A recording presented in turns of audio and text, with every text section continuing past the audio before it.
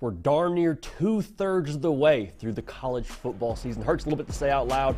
Let's check in on the playoff race. And if you've been keeping up with everything we've had going on here on the People's College Football Show, then you know we've been keeping a pulse on the playoff race for some time now. We got week 9 of Hotel Playoff on deck for you. Also, we got Dillon Gabriel, quarterback for the top-ranked Oregon Ducks, joining the show in just a little bit.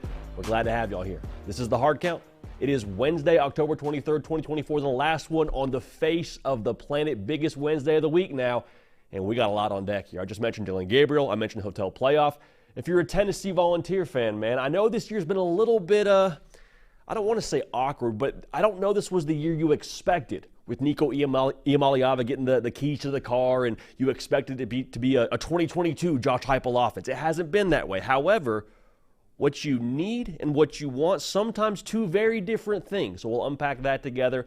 And then also, as we have had, I think, the wildest college football season of all time, you got Texas and Vandy as a top 25 matchup.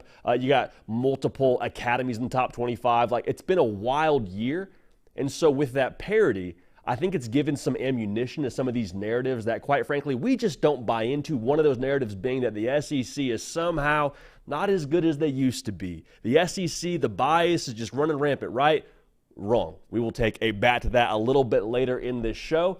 But like I mentioned, man, glad to have y'all here. It's college football, nothing but college football all year round. If you are just now finding this show because of our Dillon Gabriel conversation, welcome. Make sure you're subscribed. Make sure you've liked the video. There's no hot takes. It's no clickbait traffic. Like, it's just college football by college football sickos for college football sickos. So thank you for being dialed in.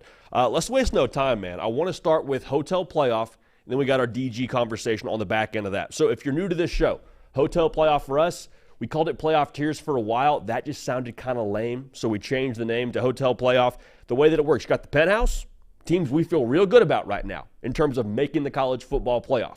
We have the lobby, teams that more or less control their own destiny. We feel good about them as well, just not as good to put them in the driver's seat or in the penthouse, if you will. We got a few teams also waiting on a reservation. Now, these are the teams that probably need some help. Not out of it. You know, you don't unpack the suitcase and go back home, but you do still need a reservation to find your way into the playoff. And then we check in on the good folks out there in G5 country, as we always do every single week. So let's start here in the penthouse. The teams that we feel good about. Again, this is not a prediction. This is more so where things stand currently. So this is going to change throughout the course of the year, as it has already. Let's start with Oregon, man. Oregon, obviously, in the penthouse. They're number one for everyone and their mama. If you have a ranking, you have Oregon at number one. And I did corporate recruiting before being lucky enough to talk about college football for a living. And the way that we broke things down when it was trying to decide on who was a good candidate, you check the resume, you have a phone call, which is essentially the eye test, and you go from there. Oregon has passed all those with flying colors. The resume, a win over Ohio State, check. The way they've looked over the course of the last few weeks, you have the letdown spot going to Purdue. Is it going to be shaky? No, they body bag Purdue. So Oregon right now, top 20 in points scored a game and also in points allowed a game. They're rolling. The Ducks, this isn't our rankings per se, but they're rolling in Oregon. I think you have to put in the penthouse. And Oregon, quite frankly, you can probably kick your feet up for a while. I wouldn't worry about having to, be ready to leave at a moment's notice. With them being undefeated right now, they are cruising right now towards a college football playoff berth and a Big Ten title berth. So Oregon, obviously, in the penthouse. You got Ohio State in there, too. And there's a lot of folks now over the course of the bye week had some time to just take some shots at Ryan Day. Say, oh, Ryan Day can't win the big one. Hey, Ryan Day doing Ryan Day things. And that's just, we've always thought that's nonsense. When you take a step back, if Oregon is who we believe they are, which is right now the best team in college football, you lost to them by 1 point on the road, and you had to drive together to go kick a game-winning field goal. So if you want to dock Ohio State for that, be my guest. I think that's nonsense. They're going to have every opportunity now to still not just win the Big Ten, but also have a chance to make a run at a national title. That Penn State game will tell us a lot. Here's the thing that I'm curious about with Ohio State. Can Ryan Day equip and elevate this team to trend and peak at the right time, the way that other Ohio State teams haven't? Because you look in the rearview mirror and you're like, Ohio State, a lot of their best moments previously over the course of the last couple of years came before November or came before that game against Michigan. It was the Penn State win last year. It was Notre Dame win the opening weekend a couple of years ago. Like Ohio State, they've been great early on in the year, and some of this is due to their schedule. Can they peak at the right time? I think this roster obviously can, but we'll see if that's the case here as we move forward. Georgia, man, I'll be honest, I have no idea what that Alabama game was. So if you want to hold that against them, be my guest. I think you would probably be a little bit more well-advised to use the recent data we have on them, which is them going to Austin, Texas, and beating the number 1 ranked team in the country at that point in time by 2 scores.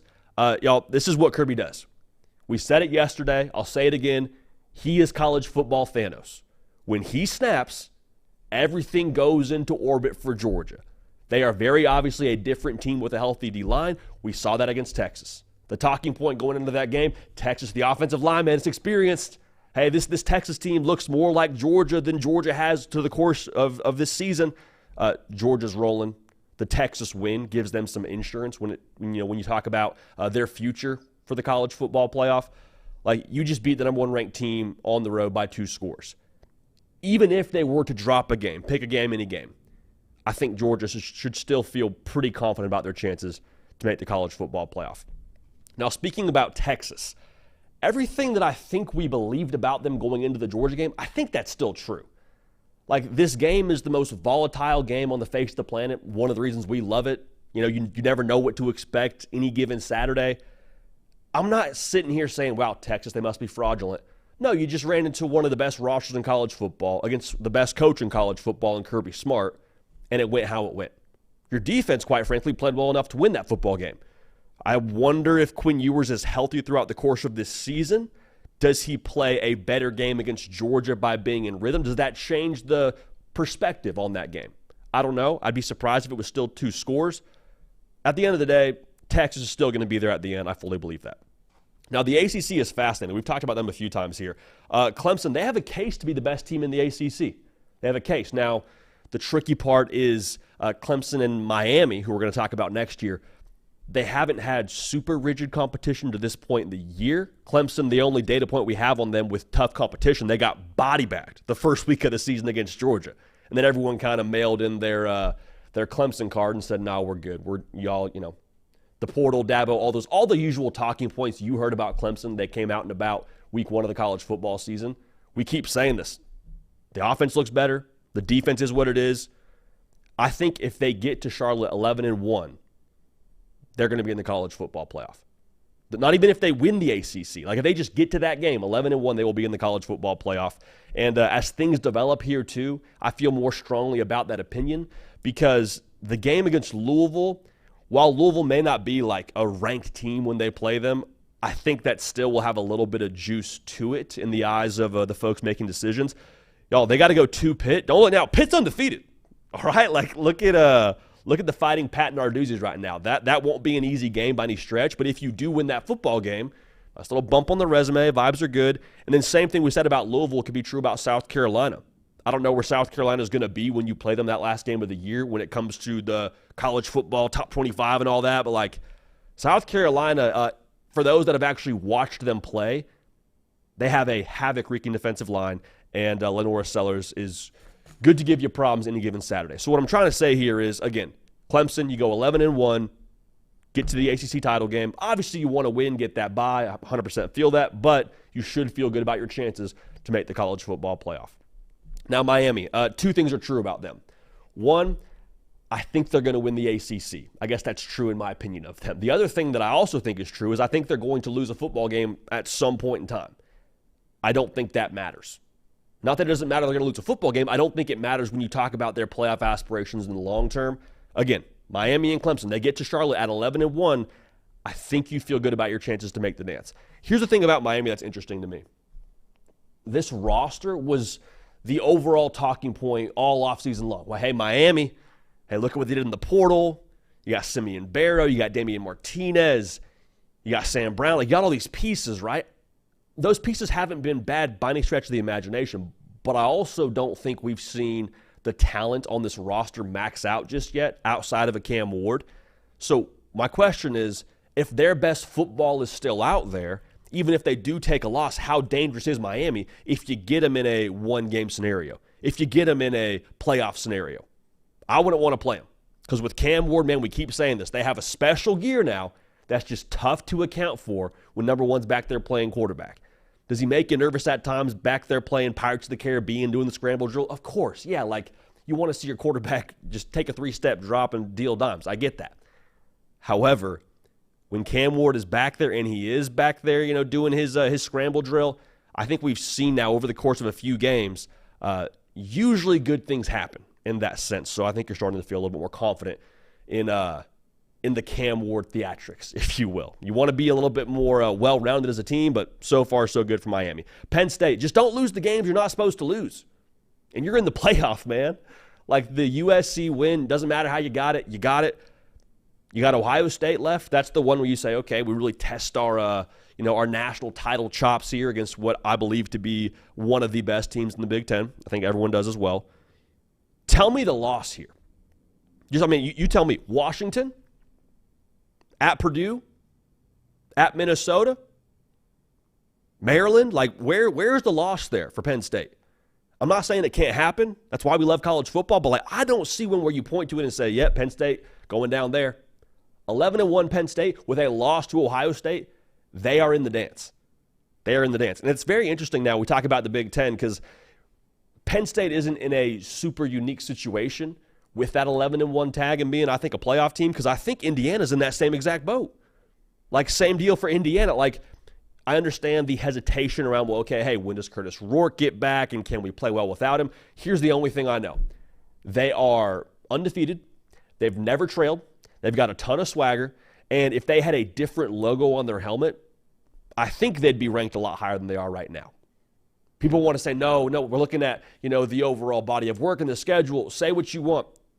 Unbeaten, never trailed, score a lot of points. I don't know. Go ahead and throw the Michigan helmet on them. What are they ranked? Go ahead and throw the Alabama uniform on them. What are they ranked? I'm just saying now. I think that that's something to at least explore. But as I mentioned, the similarity between them and Penn State, even if they lose to Ohio State, 11-1 Indiana, forget the Big Ten and how that whole thing will work out when it comes to tiebreakers and getting to the title game. 11-1 Indiana and 11-1 Penn State with losses to Ohio State, I think they're in. I don't know how you make a case against them. One more team here I want to talk about, and this is a little bit predictive. This is the only part of this segment where we do sort of project a little bit, because the Big 12 is a mess. Iowa State, to me, is the team out of the Big 12 that I would put money on at this point in time. Right now, ESPN also, due to their FPI, no idea how the FPI works. So we're just going to kind of give it some sort of credit that they've put a lot of work into that formula. At the end of the day, they give them the best chance out of the Big 12 to make the college football playoff at 49%. BYU is also in the 40s as well, but somewhere around like the 43%, I believe. So at the end of the day, Iowa State, I think they're the best team in the Big 12. I have a hard time believing more than one team from the Big 12 gets in, but we'll keep that. We'll keep an eye on that. And we actually have a little more to talk about with the Big 12 in this this next section of Hotel Playoff as well, in the lobby. Let's just start there, man, with BYU. For the last couple, really the entirety of this season, we have not had a Big 12 team in the lobby, because I keep saying, like, hey, I don't see a path for more than one Big 12 team getting into the college football playoff. Like, short of the champion, I think you all just beat the crap out of each other, and, like, we'll see where things fall on Selection Sunday. BYU now, when you look at what they have left to do, they are starting, I believe, to separate themselves from the carnage that is the Big 12. Haven't lost a game, and all of their games in front of them are extremely winnable. All right, at UCF, at Utah, which is going to be a rivalry game. We'll see how the emotional component plays in there, but you would think BYU should, keyword should, win that football game. Very dangerous word in college football today. You got Kansas, and you're at Arizona State. Okay, so again, winnable games. We'll see if they're favored in all those, but what I'm trying to say here is I think that for BYU, should they get to the Big 12 title game undefeated, a Big 12 runner-up with no regular season losses, you can make a case for that. Now, the reason why I don't have them in the penthouse, because I already hear the good folks from Locked On Big 12 and all the good people that I was fortunate to connect with during my time in Big 12 country saying, well, they're undefeated and you think we have a chance to win all those games, why aren't we in the penthouse? I don't trust you. I'm not young Metro, so there's no repercussions there, but I don't trust you. All right, just to put it simply. Why? Because, one, the Big 12 has just been the most unreliable conference all year long. The second part of this, I think Oklahoma State, no knock on the folks out there in Stillwater, kind of mid, right? I mean, if we're calling a spade here, they now have 4 losses. They had 3 when you played them. Friday night, I get it. They took you to the wire. So if you're looking for reason to be trusted, I need to see it here these next few weeks. But let's circle back here to other teams in the lobby. LSU, everyone left them for dead after USC. We all said, Brian Kelly can't win the opener, and they're not going to be anything. They're this, they're that. Is he the right guy? We got a pulse. We had a pulse after Ole Miss, classic letdown spot where you go to Arkansas, throttled them.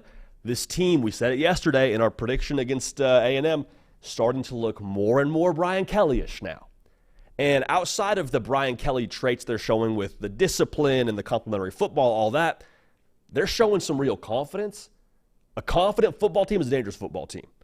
Like Whit Weeks, the way that he plays ball at the linebacker position, sideline to sideline, aggressive, high energy, dare I say joyful at the linebacker spot. Like, I think that's kind of how this team plays. I think that's kind of the identity of this team right now. The game against A&M is the ultimate qualifier. Like, if they can beat A&M, I don't know if you're saying you are a lock for the college football playoff because you still have Bama coming to town, obviously, but you start to feel very good about your chances to be playing into December. So keep an eye on LSU. Also, it's worth noting LSU undefeated in the SEC. So not just the college football playoff setting their sights. Talking about the SEC title setting their sights. Who would have thought after USC? Now, A&M, we mentioned them. Same deal as LSU. Obviously, one of those teams will get an SEC loss this upcoming weekend, but A&M, they haven't lost a game in the SEC. Lost that first one to Notre Dame, and that hurts, obviously. It hasn't really been a loss that's aged phenomenal with them losing to NIU, but we'll talk about Notre Dame in a second.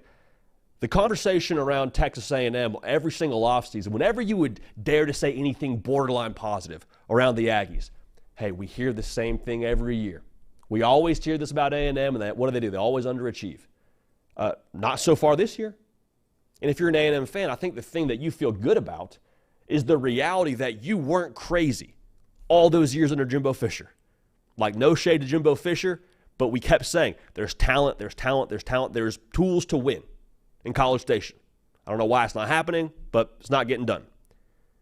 Well, people after, better part of a year or two, when you had the 5-7 year and you go 7-5, like all the underachieving, they say, well, I actually don't know if there is tools to succeed in College Station. I actually don't know if you do have the resources to get to where you want to go within that roster. I think we can now pretty confidently say, yeah, you do. Now, Nick Scorton via the portal, massive get for them. Obviously, he wasn't there last year. But the point I'm trying to make here is this roster is as good as you thought it was. And with Connor Wegman, if he's able to continue to trend upward and elevate, they will go as far as he allows them to go.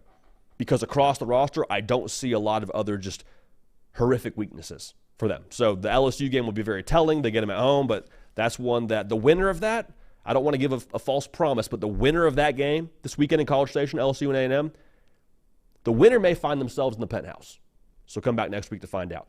Tennessee, from waiting on a reservation up to the lobby, the difference that a few weeks makes for them, man. Remember the game against Arkansas, and they go on the road and they lose, and everyone's just losing their ever-loving mind. Nico's this and that, and Heupel's offense, and, well, here we are, just beat Alabama. Staring down the barrel of, Georgia and a pretty workable SEC schedule with one SEC loss. 10-2 Tennessee with a win over Bama. If they do lose to Georgia, who at that point in time you'd imagine is like a top 5, top 3 team in America, I'm just saying, I think that resume makes you very, very much so dangerous for the college football playoff. We'll talk more about Tennessee a little bit later in this live show, but I keep saying this. I think Tennessee, what you have on the roster right now and how this team is playing, a lot more of what you need. Maybe not all that you want, but a lot that you need. So Tennessee, they're in the lobby this week, up from waiting on a reservation. Notre Dame, also up from waiting on a reservation. It's funny to say this, man, but Notre Dame should win out. Now, again, should, the most dangerous word in college football. They also should have beat NIU, so I digress. But, look at what they have on the schedule. You looked at Florida State preseason and said, oh, man, here we go. That's going to be a big one. It shouldn't be. Florida State is cursed, and that's a whole other conversation. If you know, you know. But they doubled down on that curse kind of recently. The academies may be as difficult of a matchup as they have the rest of the way. Now, USC at USC obviously will present its own challenges, but like Navy and Army, those both could be ranked matchups. Like I'm just saying, those both could be some feathers in the cap of the Fighting Irish. So Riley Leonard has gone over 200 yards through the air the last 2 games. That's improvement. I'm wondering if that's going to be enough for them over the course of the finale for this season. I think to win some games in the college football playoff, you need more from him as a passer. But, hey, so far so good for Notre Dame. The NIU loss is what it is, but they're rolling right now. In 11-1 Notre Dame, I'd be curious to see how the committee would evaluate them, because I think that you have a really good chance at that point in time. If you do have ranked wins over the academies, if USC helps you out a little bit and they can kind of catch fire down the stretch here and make that game somewhat intriguing for the college football public and the powers that be, Notre Dame, we'll see. But they're in the lobby this week. Now let's move on to the teams that need a reservation. Okay, so these are the teams that, we're not exactly saying they're out of it, but we wouldn't put money on them to make the college football playoff right now. But again, not saying that you go home, not saying you cancel your trip. I'm just saying you still need a reservation to ultimately get into the hotel. All right, now Alabama, it's unfamiliar territory. The Georgia game, remember that after the Georgia game? Like, it just, vibes were electric. You're saying Saban who, and now you're at this point where you have lost to Vanderbilt and the Tennessee. The offense, the thing that concerns me about them is it feels like they need something to happen for them to be able to have success. And what I mean by that is, like, when Jalen Milroe's legs get going, then the rest of the offense can kind of go into motion, right? Because then you're able to take advantage of the secondary. Then you're able to run the football off of the quarterback run and have, the running game get rolling in the backfield with your running backs. But, like, without that key component happening, there's not a lot there to, like, grease the wheels for you. Like, the way that I say it is I think Alabama offensively struggles with the cold open. And so I don't know if that's something they can fix. I mean, Kalen DeBoer is an offensive savant, so you would hope and pray that's the case. You're 10-2. You may need some help. If you are 10-2 at the end of the season, you may need some help, but you got to get to 10-2 first. Still have Missouri this week. In Missouri, I mean, I'm not super sold on what they are as a football program, but they are a one-loss top 25 team. And you got to go to LSU. You can't drop either of those. 9-3, forget about it. So Alabama, it's a little bit of a weird vibe right now to be at this position in, darn near late October. Not out of it, but even at 10-2, I think you need some help. Ole Miss, the same boat. If you want to get to 10-2, you have to beat Arkansas. At Arkansas, you got to beat Georgia. And low-key, you got to go to Florida. I'm just saying. I'm not telling you that Florida's going to be a wagon, but you got to go to the swamp, and we'll see what DJ Lagway is at that point in time. But same boat as Alabama. If you're Ole Miss, like you got to go 10-2. And with that stretch, I don't know if that's doable, but we'll see. Now, we mention the Big 12 every week here, and this is just a part of the show where we talk about the Big 12 overall because it's madness. We told you it would be madness going into the season. It has continued to be madness. There are 3 teams with 1 conference loss: Kansas State, Colorado, Texas Tech. And, oh, by the way, just kind of sprinkle in 2 other undefeated teams with BYU and Iowa State. It's not that I don't think you can get 2 Big 12 teams from that conference into the college football playoff. My concern is they're all going to just cannibalize each other. Like, I mentioned BYU already, like Oklahoma State to the wire. And Oklahoma State is a 3-loss team and now 4-loss team. Like, I don't love the optics there. And so we speak about, like, the strength of conference. I don't know that Big 12 has enough juice behind them to be able to get anyone besides their conference champ in. But keep an eye on those 3 teams I mentioned with 1 conference loss: Kansas State, Colorado, Texas Tech. Obviously, you win the conference, you're in. And it's too soon to slam the door on any of those teams. Now, the ACC, I was tempted, didn't do it, but I was tempted to kind of take a similar approach with the Big 12 logo, just kind of slap an ACC logo on there. Felt lazy. All right, we didn't want to do that. There's 3 teams now, outside of Clemson and Miami, that probably need to be taken note of. Pitt and Syracuse, they play tomorrow night. So you talk about, man, the expanded playoff's going to be so awesome. No, you have a playoff game tomorrow night, quite frankly. Pitt playing Syracuse. Pitt currently no conference losses, no losses, period. Syracuse has got 1 loss. It's in conference. Now, on top of that, SMU, don't look now. Yeah, they caught a loss at one point in time during the year, but they have no conference losses. And you look at SMU's schedule the rest of the way, man. They get Pitt at home. That's it. That is the only real test or real game that they maybe should have a close point spread in. If you're just going to go ahead and talk about teams that could give them trouble, no Miami, no Clemson, no Syracuse. So the point I'm trying to make here is Syracuse, Pitt, and SMU are all still very much so in the hunt for the ACC title game, and by that logic, you get to the ACC title game, you're 4 quarters away from punching a playoff ticket. So all things considered, the ACC is madness, but those 3 teams, I don't think they're better than Miami. I don't think they're better than Clemson. But I do think we should just keep tabs on what's going on under the tier 1 of the ACC. Those brands now, not the biggest brands, not the brands that you're going to see on other big-time shows, but I'm just saying now, keep an eye on those teams. Now, we'll check in on the G5 party real quick. Tomorrow, got our guy Cato for the 12th seed, Caden Smith in the office, going to jump on here, and we'll break down UNLV, Boise State. We'll break down the overall landscape within the G5. But to me, there is 5 teams. It is Boise State, UNLV. It is Army-Navy. It is Liberty. Now, the good news for us college football fans, I just mentioned, Boise State, UNLV, they play Friday night. Sicko's Hour special for supremacy within the Mountain West. Obviously, if Boise State can run the table and beat UNLV and show up and win the Mountain West and be a 1-loss team with 3-point loss to the number 1 team in America, you feel okay about your chances. All right? That's obvious. Now, UNLV, you can beat Boise State. You only lost to Syracuse. I'm just saying, keep an eye on that one. That'll have a massive, massive impact. Now, Army and Navy, I tweeted this out. I think everyone is probably openly rooting for Army and Navy to have one of those schools make the college football playoff. They're both going to play Notre Dame. So I think it's maybe a little bit ambitious to assume they'll be undefeated the rest of the way. However, if these teams play for the American Athletic Conference and they have that game, great. Crown a champion, let's say it's Army, let's say it's Navy, whoever. That would actually, in my opinion, make the game they're going to play in, I guess it would be the following weekend, Army-Navy, for the Army-Navy game, the most pure college football game in 2024. Because at that point, I'm assuming that it's for the Commander-in-Chief trophy. The college football playoff field has already been set. You could get a Army or a Navy with a playoff ticket punched playing the weekend after conference title weekend just purely for the CIC and for rivalry emotions. That's a beautiful thing. It's a very beautiful thing. So we'll keep an eye on that. I would love to see one of those academies in there. But let's talk about Liberty. Liberty, you are that fringe friend in the group chat for the G5. You are. Hey, maybe you go to the party with the social group of the G5. Maybe you laugh at all the right jokes. Maybe you get invited to places. But here's the deal, man. What are you bringing to the table? What, overtime win over FIU? Really? Okay, that's impressive. No, it's not impressive.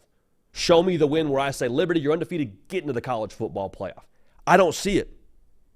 You play Kennesaw State tonight, I believe. If Liberty is going to have a prayer at making the college football playoff, they not only need to be undefeated, they need to have some pretty drastic margins of victory, style points, if you will. So Liberty, love you. Appreciate Caden Salter. But you got to really make some noise. You want to find your way into the college football playoff because right now, again, you're the fringe friend. You're in the group chat. You get invited everywhere, but I don't know if anybody really sees you with all that much value. It hurts, but you know what else hurts is the truth. So let's unpack this here. The hotel playoff going into week 9. In the penthouse, you got Oregon, Ohio State, Georgia, Texas, Clemson, Miami, Penn State, Indiana, and Iowa State. Iowa State now, we're just going to go ahead and call our shot, think they're the rep from the Big 12. In the lobby, you don't feel bad about your chances. You I think, more or less control your own destiny, but still got to check some boxes here. Texas A&M, LSU, they'll play this weekend. Major penthouse implications there. Tennessee, Notre Dame, BYU. Now, the teams that need a reservation here. Alabama, got to go 10-2. And even then, I don't know if that's going to be enough. Ole Miss, same situation. The Big 12, we mentioned BYU and Iowa State already, but they got 3 teams with 1 loss in conference. Madness. Speaking of madness, the ACC's got Pitt, SMU, and Syracuse that I think will all make things very interesting here down the stretch. And then the good folks out there in the G5 party with the music blaring, having a good time. You got Boise State, UNLV, Friday night Sicko's Hour. We'll learn a lot about the G5 party in that game. Army and Navy, arguably the best rivalry in sports, not just college football. Could play that game after conference title weekend for the second time in 2 weeks. That'd be electric. And then you got the French friend Liberty hanging out in the G5 party. Got to find a way, Liberty. Have got to find a way. Speaking of finding a way, man, Oregon, all year long, just continue to push and find a way. And now they found a way to play their best football when, I guess going into the month of October, I don't know if it matters the most, but it matters a lot. It mattered the most in that big game against Ohio State. So we were fortunate enough to get the man, the myth, the legend, Dillon Gabriel, quarterback for the Oregon Ducks, on with us, taped this yesterday. And just a great conversation, man. Talk about everything from the Ohio State game to the identity offensively to his psychopathic team when it comes to their alarm situation from the head coach to the roster. So without further ado, here's our conversation with Dillon Gabriel. Joining us now, the quarterback for the Oregon Ducks, the man, the myth, the legend, Dillon Gabriel. Dillon, a lot of things going on, man. Appreciate you making time. Of course, anytime. Well, I want to start here, brother, because I know your head coach, Dan Lanning, took the podium today and asked, like, hey, listen, you're number one team in America, and he just gave an all-time one-liner and said, who cares? Did he give anything more to the team? Was that acknowledged at all in a team meeting, or was he just like, what you see, what you get, who cares? It wasn't. It's pretty short and sweet on our part. I think for ourselves, we're very clear on what happened in the beginning of the season, and we're able to see, what the media was like early and now what it's like up to this point. But I think that's all things in a positive way we can learn from and grow from and know that, what's most important is what's in this building, and how we attack our process, our preparation, and continue to have the same mindset because, everyone knows you're only as good as your last performance or your last week, and that's all that's important. So we're focused and trying to just live a week of one and taking care of business on that end. But it may be as cliche and, overdone, but it's really true in our perspective. Yeah, media is the worst, man. You do not want to mess around with those guys. I'll say that right now. That's a good way to approach it. And you've spoken about this a lot, like, hey, I've been in this situation before. Last year, obviously, at Oklahoma and all the momentum. What do you feel like you learned from being in that situation a year ago to kind of how you're attacking things now? I learned a bunch. I think most importantly, I learned it's two different programs, or like you like to say, programs. Yeah, there you go. There you go. And you learn, just from the top down, I think having a guy like Coach Lanning that emphasizes the right things and is never too high or too low. And like I said, bringing up the beginning of the season, if we weren't winning a certain way that, others thought, or winning a certain way up until last week, I think we've just learned to stay even keel and continue to grow. That's our biggest part is how can we continue to get better and grow as a team. And, that's been our emphasis from the beginning. So I think not to look back, but I think just two different spots that I'm in personally, the player I was last year, the player I am now, but also just being around a bunch of great guys that have played a bunch of football, understand what it takes to win, and how tough it is week to week to do so. So I would love to say it's, Coach Lanning, but I think it's everyone involved that has the right mindset. And when there's ever a person that may stray away of a way you think, or we have a brother right next to us to challenge us and continue, make each other better. So it does take a village, and it takes everyone to help one another out. And you mentioned that, like, people from the outside looking in, every single week there is a new narrative or a new take. But for you internally, what do you feel like was most impactful to kind of have that momentum, so to speak, from the way y'all started to the way that y'all are humming right now? I think just adversity. Adversity shows, the true character of everyone. And what I love most is just seeing people respond. And, we're extremely happy with the win and never take that for granted. But we also know the standard of football that's played here at Oregon. So, with that adversity, I loved each and every one. More importantly, I'd like to highlight the O-line. The way they took it personally and the way they attacked every single day. I think that motivated me and it motivated everyone around us. And just that mentality moving forward, it allowed us to just continue to get better because we had to. So that adversity early has led to a lot of great things for us and just learning lessons and trying to get better every week.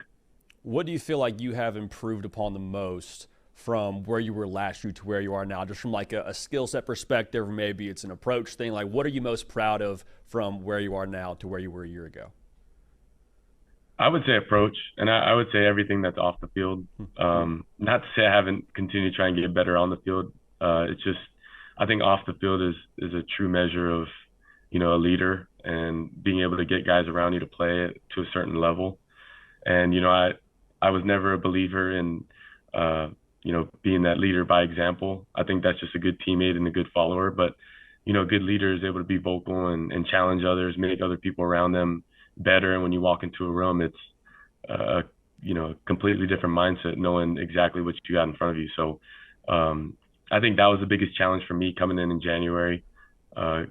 Trying to build trust and belief in my teammates and a new guy in town. And I just took it day by day.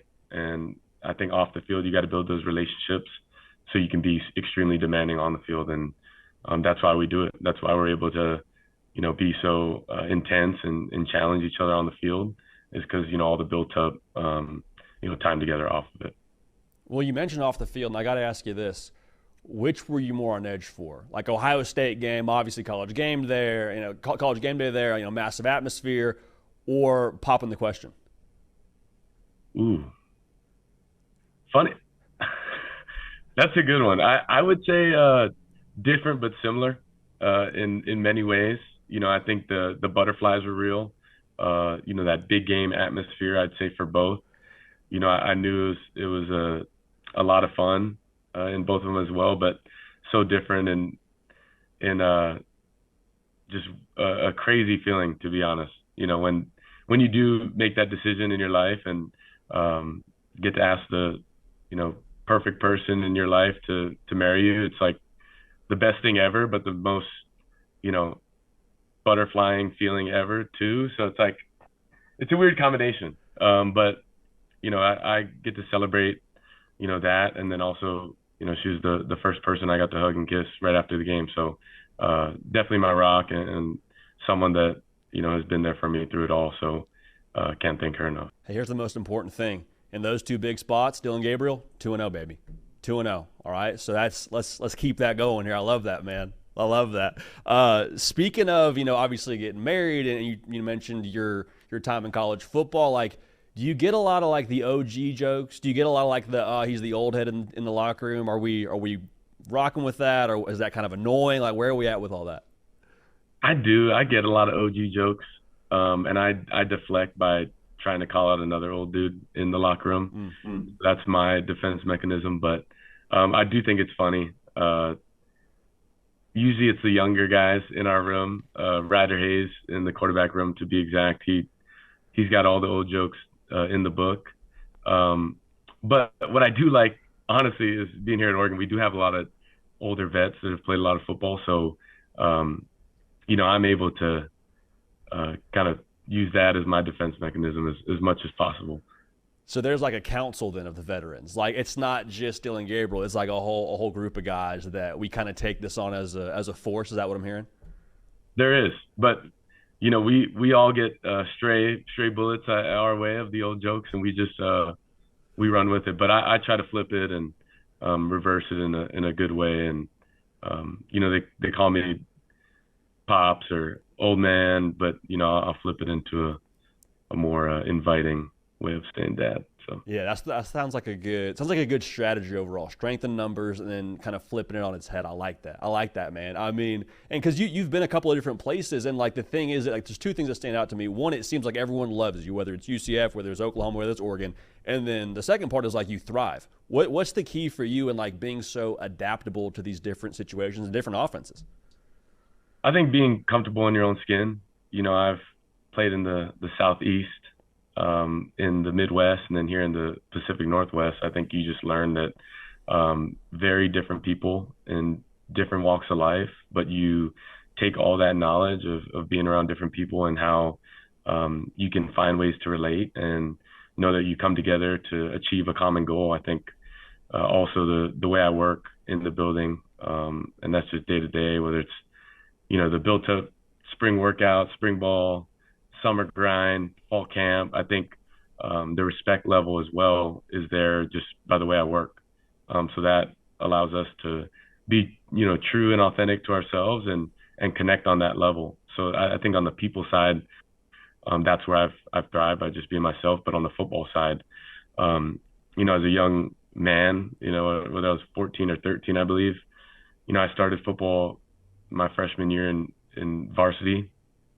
I played football all the way up until that point, but played a lot of ball all the way into my senior year, and then was thrown into the fire again in the college level my freshman season, and have played all the way up until this point. So I don't know, if you go and look back, the amount of snaps I've had, starts, just the amount of experience I've had, I think, you use that to your advantage. And I think with anyone, the developmental piece of, you look at me as a freshman in high school to now, whether it's 10 years now, you see a player that grows and is continuing to evolve and get better. But that's the truth. We play a game that you practice more than you play. So how do you, replicate game reps? You can't.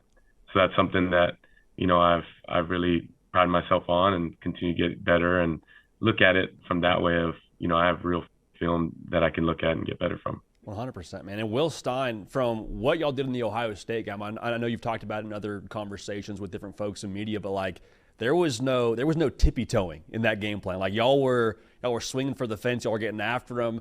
Is that kind of like the identity of this team? Was that hey, we're down to win by any means necessary, we'll run it, we'll throw it, whatever? Like is that kind of the mantra of this offense and Coach Stein? It has been, being aggressive, being the aggressors, playing a game that you got to go win it. That's where college football is as well. You have to stay aggressive and play to win and throw to win. But I think if you look back, even to when Coach Lanning first got here, I think he set the tone on how he's wanted his program to look.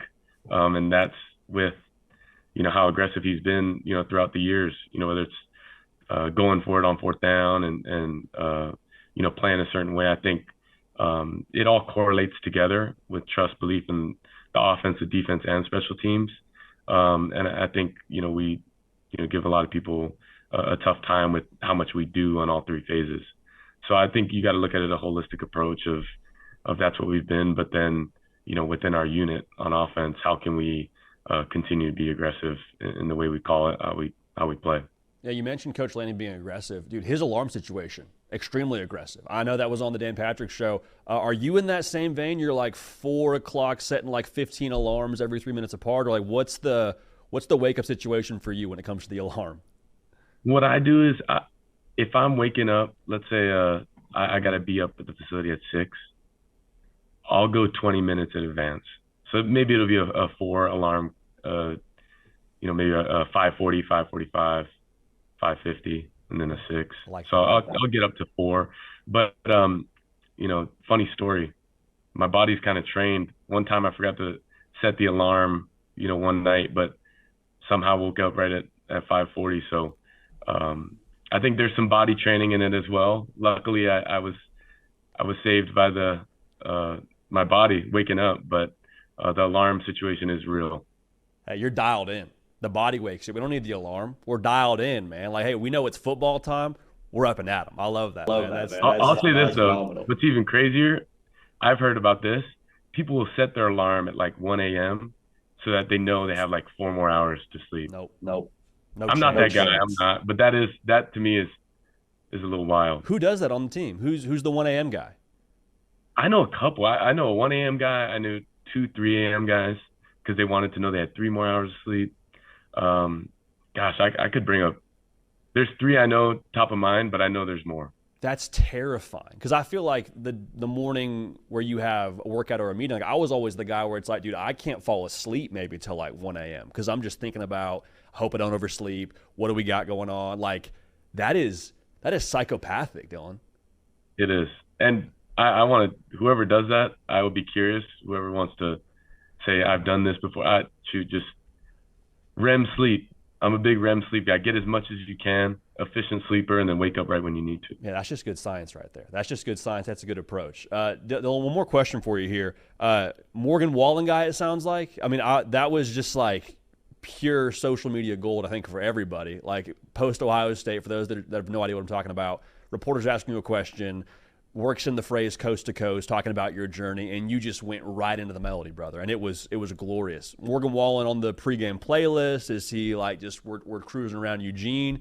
What's the vibes there? I would say I'm versatile in my music. You know, I got the Hawaii Jams playlist. I got a little country from my time in Oklahoma. I definitely got a Flawda, FLAWDA playlist from my time in Florida. So I've kind of got my mix. I think it's better that way, being able to be versatile. But, you know, if it's after a long day at work and I'm in the van and want to play some country on my way home, I might have a little Cover Me Up by Morgan Wallen. Or I might just have, you know, my daily Drake is what I call it. So I'm versatile in that way. But I think what's even funnier is that I always mess around with the Morgan Wallen lyrics and make it my own and joke around. And it kind of bit me in the butt in that one. So I said the wrong lyrics, and I totally thought it was the right one. Well, brother, I had no idea because I've never heard that song, and I'm not super dialed into the Morgan Wallen. So I was like, this guy's just, post-Ohio State vibing out. I love it. I absolutely love it, man. Well, phenomenal. Hey, Dillon Gabriel, quarterback of the top-ranked Oregon Ducks, but as Dan Lanning says, who cares? Hey, appreciate you making time, man. Excited to watch you ball out the rest of the year. Thank you. Dillon Gabriel, man, just a good dude. I mean, that was one of the best parts of getting to talk to him was you see the guy do what he does on Saturdays, and then, just a down-to-earth kind of human being. And good to hear that he's not the guy setting his alarm at 1 a.m. because that would probably disrupt the REM like he mentioned. But all in all, we appreciate Dillon joining the show, man, and hoping to do some more of that for y'all here across the course of the season, get some of the program guys. Notice he said program as well. Some of those program guys on the show. So I want to make sure y'all know the hard count brought to you by our friends over at Prize Picks. The Dillon Gabriel passing yards number I don't believe is out just yet. I would go ahead and say take the more, but it is what it is, just me. The number that I do like, though, Garrett Nussmeier, his passing yard total is right around 284.5 yards. I like the more there because I think LSU is going to make it a point to push the ball deep against A&M. So use code HARDCOUNT, $5 in lineups. Listen, we expect to win. We play to win the game. Shout out Herm Edwards. However, even if we don't win, you play $5 in lineups, you get $50 in promo funds either way. All right, so enjoy that, and we'll lock in with Prize Picks this upcoming Saturday. So if you're Tennessee, it's been a little bit of an interesting year because going into the year, what was the talking point? Hey, 2022 offense, baby, we're back. Last year, a little bump in the road. All right, Joe Milton, it was probably a collection of errors as to why he didn't have the success you wanted him to have going into that season. It is what it is, but this year now you got Nico Iamaleava. You got the stable of receivers. Like, okay, hey, here we go, baby. 40 points a game incoming. And this season right now, at least, like Nico Iamaleava hasn't been atrocious, but like he hasn't thrown for over 200 yards against any SEC team. Your offense hasn't scored more than 30 against any SEC team. And that's after you started the year so hot where you're like 70-piecing all these G5 operations.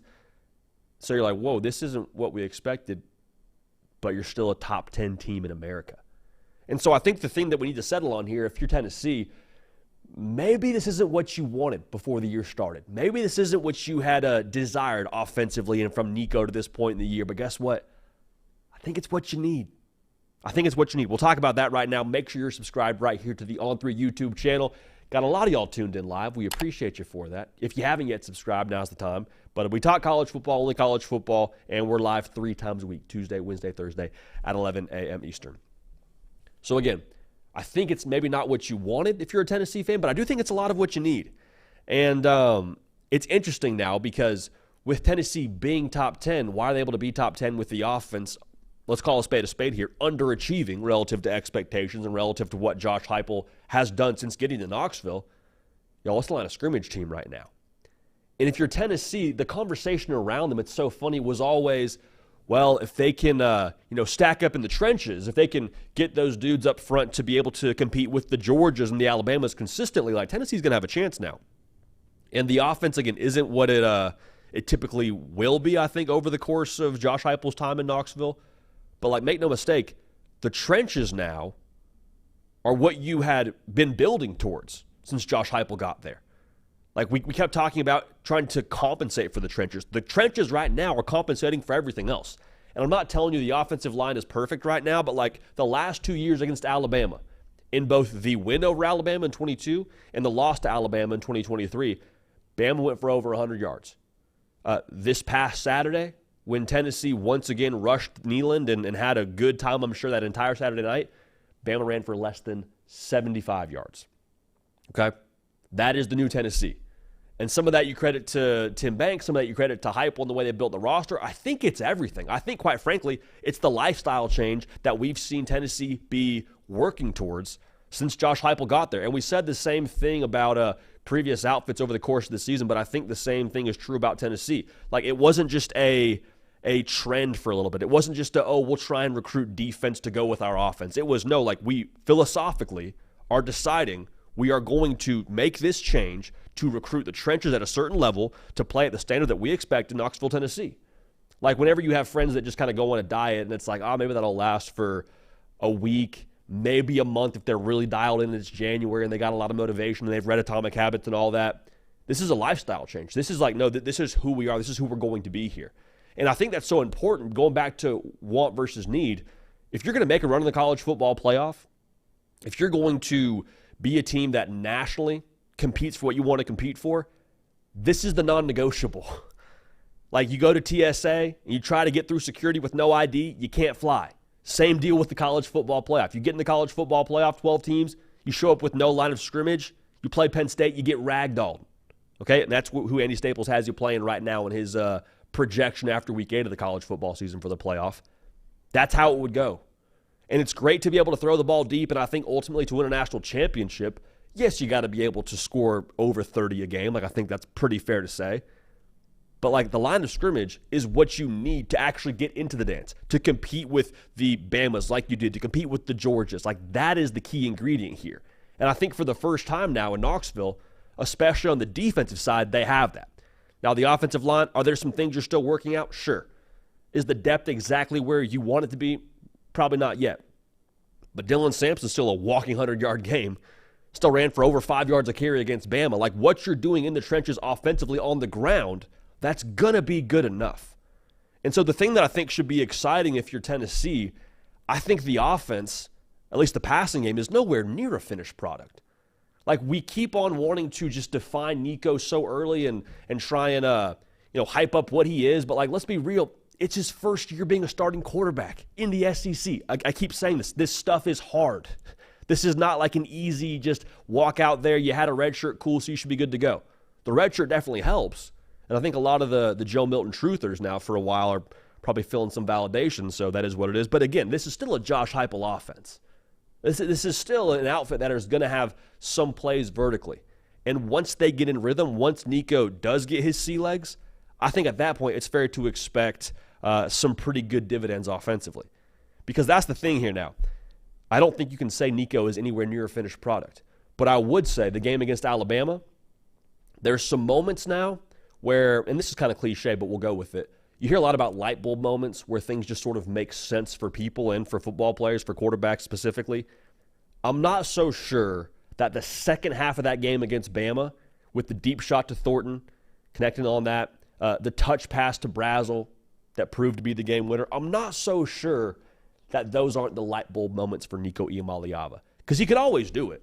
Like, I mean, I'll tell you this. I saw with my own 2 eyes him hit multiple deep shots during spring practice. We went out there to Knoxville this past spring. I saw it with my own eyes. We know he can do it. But to do it in a game, to do it in that situation with those kind of stakes in a rivalry game against Bama, college football playoff implications, also just rivalry emotion being baked in there, like, you wonder if performing in that moment isn't sort of the straw that breaks the camel's back, the raindrop that kind of causes this whole thing to storm. So for Nico Iamaleava, again, I think his best football is still very much so ahead of him. I think it'd be irresponsible to assume otherwise. But what you have right now on this roster, the way that you're playing, line of scrimmage football defensively, running the ball with Dylan Sampson, is it everything you wanted preseason? Is it the 40 points a game? No. But is it what you need in this 12-team deal? I think so. And I think if you were to give Josh Heupel truth serum and say, which would you rather have, 40 points a game offense or the defense play how it's playing right now, I think he might lean towards the defense. So Tennessee, again, want versus need. It's a funny conversation, but It's where things stand right now for our good folks out there in Knox Vegas. Now, staying in the SEC, let's have this conversation. And I wanted to save this for the latter part of our show because I know there's a lot of y'all that are dialed in for the SEC talk when it comes to Tennessee, and I know a lot of y'all were here for the Dillon Gabriel conversation, but let's talk about this.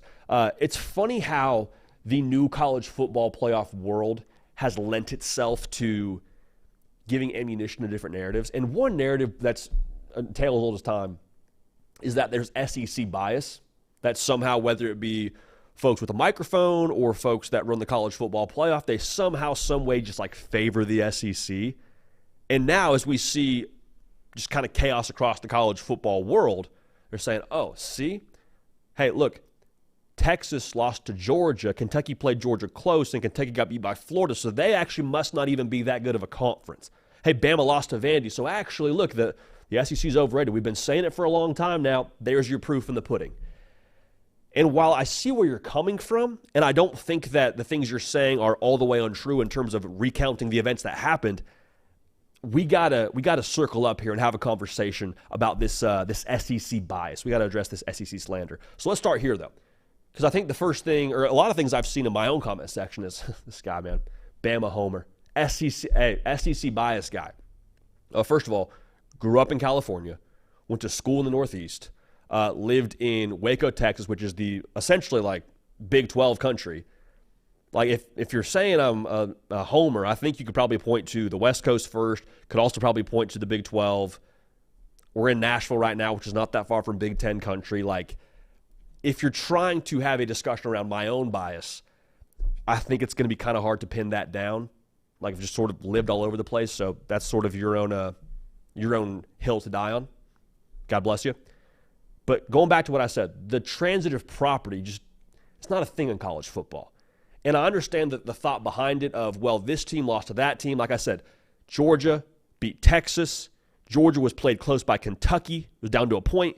And then Kentucky got body bagged by Florida, and Florida's not that good, so therefore Georgia must not be that good. And they beat Texas, so therefore the conference, if that's your creme de la creme, they must not be that good. Transitive property in college football, it doesn't work like that. Like if you were to take that same set of logic and apply it elsewhere across the college football landscape, nobody would be good. Like we'll talk about Notre Dame. Notre Dame beat Louisville. Notre Dame lost to NIU. So Notre Dame actually isn't that good per your logic. So therefore them beating one of the teams that pushed Miami last week down to a touchdown, Miami was one of the best teams in the ACC. Therefore the ACC must not be all that good. And if you have an anti-ACC agenda during this conversation, like, I'm not validating that. My point being, this is the most volatile sport on the face of the planet, and we are smack dab in the middle of the most volatile scheduling we've ever had across the entire existence of the sport. Like, that's one of the things that we talked about last week was the chaos within the SEC, the chaos within college football. Yes, some of it is due to the portal. We'll talk about that in a second. I think more than anything, you point to the conference realignment. Like seeing Georgia play Bama, and Bama's a whole other conversation, but seeing them go to Tuscaloosa and then play Texas, like overall, we've never seen Georgia have to run that kind of gauntlet during the regular season. And if you have an issue with what their schedule used to be, I mean, we can have a conversation about that another time. But the point remains the same. We haven't seen these impactful games happen at this point in the year in a long, long time.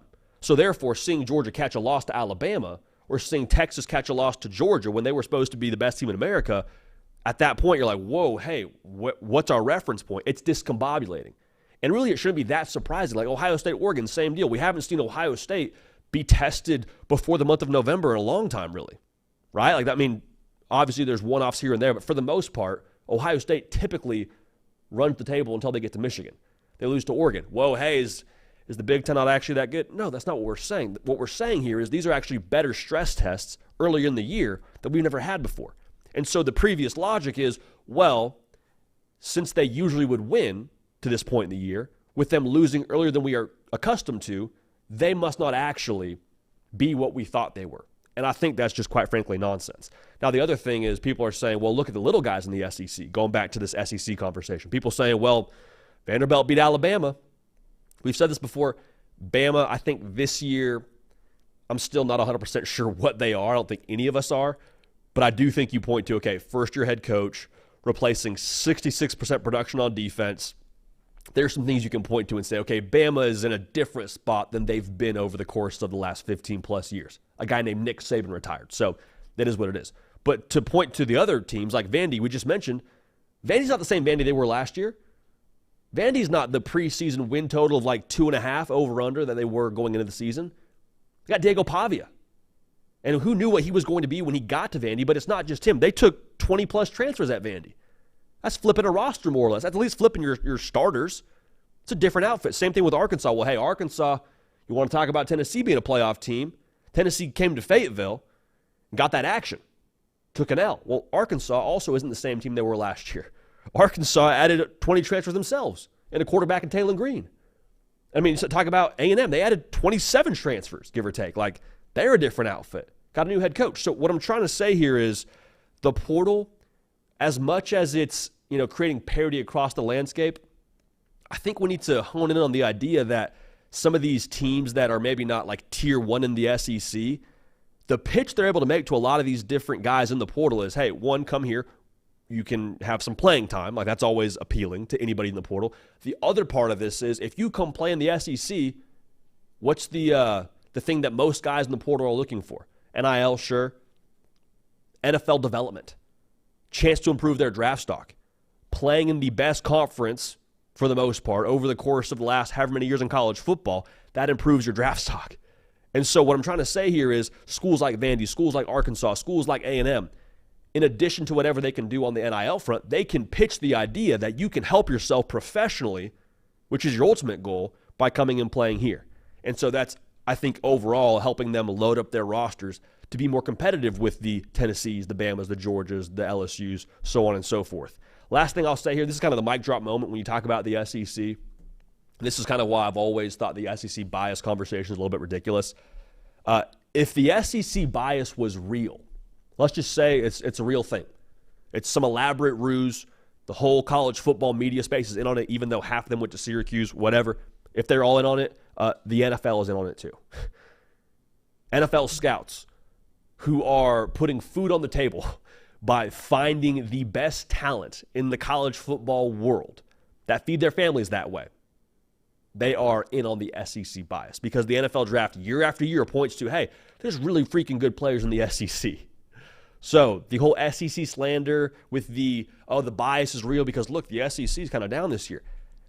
If you want to say that, you can say that. I think college football is just chaotic this year. College football is the most volatile sport in the world with 18 to 22-year-olds deciding what happens on any given Saturday. Like, I think maybe we should take a step back and maybe think twice before we're so free with that take. Just my 2 cents. Hey, appreciate everyone dialed in, man. This is an absolute privilege and an honor to have y'all dialed in on a Week 9 Wednesday. The Hard Count brought to you by our friends over at Huel. Now, Huel, I keep telling y'all this, man. It has been a go-to for me since we partnered with them. They do phenomenal work. Like, I know a lot of y'all got a lot going on. Work, whether you're doing school, whether you're doing carpool, like you can't always just go back home and make a quick meal. Huel has got a ton of nutrition within it, 35 grams of protein. You have all the calories you need. It essentially is like drinking a meal, and they're flavored great. I mean, this is chocolate. They got vanilla, which is phenomenal. Like, they have been a go-to for us around the office. Got a fridge stocked within the studio, actually, that is just packed to the gills with Huel. So, the Hard Count is brought to you by our friends over at Huel. You go to Huel.com, 15% off with code HARDCOUNT. All right, so unlock a healthier, easier way to eat with Huel. Nutritionally complete meals in minutes so you can focus on what really matters. So shout out to you, shout out to Huel, and shout out to you being your best self with Huel, all right? So we appreciate them. Appreciate them and appreciate y'all. Hey, Nick Brake on the ones and twos, man. Getting it done today. Had a Dillon Gabriel interview yesterday at the end of the workday. My man chops it up like hibachi, gets it done, and able to get that on the show for you. Let me know on Twitter and Instagram or in the comment section of this live show who you want to see next on the Hard Count, because I'd like to make that more of a consistent thing for us. Just a blast getting to talk to people actually doing what's happening on Saturdays. So let us know who you want us to talk to. Hey, we appreciate y'all. We love y'all. I mentioned Nick Brake on the ones and twos. For myself, JD Piquel, we're going to keep this party rolling. We will see y'all next time.